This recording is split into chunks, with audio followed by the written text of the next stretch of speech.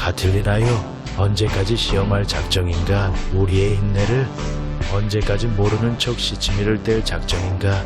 그대의 무모한 행위를 다음에는 어떤 수법에 호소할 작정인가? 그대의 끝없는 야망을 실현하기 위해 팔라티노 언덕의 야경꾼도, 로마 시내의 순찰도, 서민들의 공포도, 성실한 시민들의 한결같은 반대도, 원로원 회의마저 안전한 이곳 팔라티노 언덕에서 열지 않으면 안 되는 사정도, 그리고 이곳에 모인 원로원 의원들의 걱정스러운 표정도, 그 어느 것도 그대를 제정신으로 돌아오게 할 수는 없었단 말인가. 그대의 음모는 이제 명백히 밝혀졌다. 그것을 깨닫지 못하는가, 가틸리나? 그대의 생각은 이제 누구나 다 알게 되었다는 것을. 어젯밤에 무엇을 했는가? 어디에 갔는가? 공모자 가운데 누구누구를 소집했는가? 거기서 무엇이 결정되었는가? 설마 이런 사실을 그대만 모른다고 주장할 생각은 아니랬다. 빛나는 과거요, 빛나는 전통이요. 키케로의 연설이 끝나고 원로원 의원들은 반격에 나선 카이사르의 연설을 듣고 큰 감명을 받았습니다. 당시 37세였던 카이사르 발언은 처녀작으로 꼽는 명품 연설문이었습니다. 원로원 의원 여러분, 여러분만이 아니라 모든 인간에게 적용되는 말이지만, 의심스러운 일에 결정을 내려야 할 때는 증오나 우정, 분노, 자비 같은 감정은 일단 잊어버리는 것이 정당한 태도라고 생각합니다.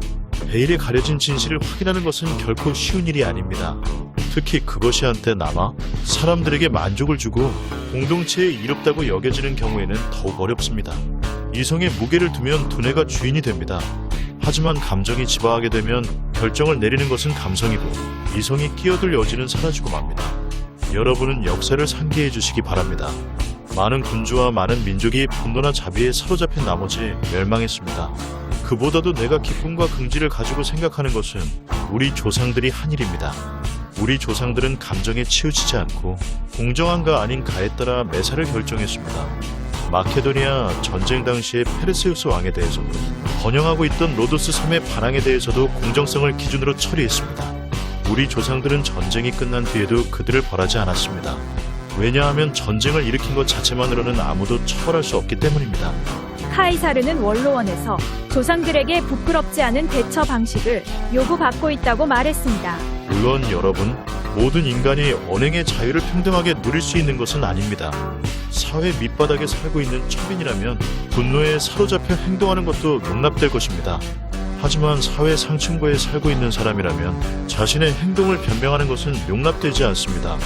따라서 위로 올라가면 갈수록 행동의 자유는 제한됩니다. 지나치게 친절해도 안 되고 지나치게 미워해도 안 되며, 무엇보다도 증오에 눈이 멀어서는 절대로 안 됩니다. 걸핏하면 화를 내는 보통 사람의 성질은 권력자의 경우에는 오만이 되고 잔혹함이 되는 법입니다. 의원 여러분, 나는 이렇게 생각합니다. 모든 형벌은 당사자가 저지른 죄에 비해 좀 가벼워야 한다고 말입니다. 하지만 대부분의 경우에는 나중에 가서야 이것을 깨닫게 마련입니다.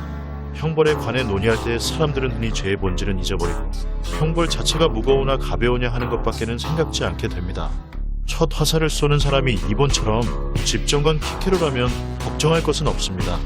하지만 로마에는 다른 성격을 가진 사람도 많이 살고 있습니다. 다른 기회에 다른 집정관이 거짓 음모를 진실이라고 믿고 자기 손에 넣은 권력을 남용한다면 어떻게 되겠습니까? 이번 일이 선례가 되면 선례가 있다는 이유로 집정관과 원로원 최종 권고가 칼을 빼들었을 경우 어느 누가 그 한계를 깨우쳐주고 어느 누가 폭주를 막을 수 있겠습니까? 원로원 의원 여러분, 우리 조상들은 용감하면서도 분별을 잊지 않았습니다. 그들은 좋은 것이라면 외국인한테서도 거리낌 없이 배웠고 그것을 방해하는 오만함을 갖고 있지 않았습니다. 삼리음족한테서는 공격용과 방어용 무기를 도입했고 에트루리아인한테서는 관직의 표장을 도입했습니다.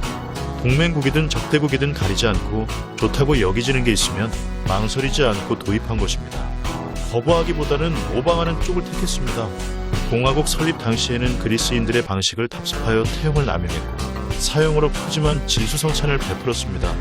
하지만 국가가 강대해질수록 시민들의 발언권도 강해지고 이런 방식이 무고한 사람한테까지 파급될 위험성을 고려한 결과 포르키우스 법이 제정되어 죄인한테도 잦은 망명의 길이 열리게 되었습니다. 의원 여러분, 나는 긴급조치를 채택하는 것에 반대하는 논거를 바로 이런 사고방식에 두고 싶습니다. 약소국이었던 로마가 지금과 같은 강대국으로 성장한 것은 우리 조상들이 가지고 있던 지혜와 덕 때문이었습니다. 오늘날의 우리는 조상들에 비해 훨씬 강대한 권력을 가지고 있고, 따라서 그것을 사용할 때 더 한층 깊은 사려가 요구되는 것은 당연합니다. 그러면 이제 결론을 말씀드리겠습니다. 후세에 미칠 영향을 고려하여 죄인을 석방할 것인가? 그건 당치도 않습니다. 그래서는 카틀리나 일당을 강화시킬 뿐입니다. 따라서 나는 이렇게 제안하고 싶습니다. 5명의 재산을 몰수하고 지방 도시에 한 사람씩 맡겨서 감금하는 것입니다.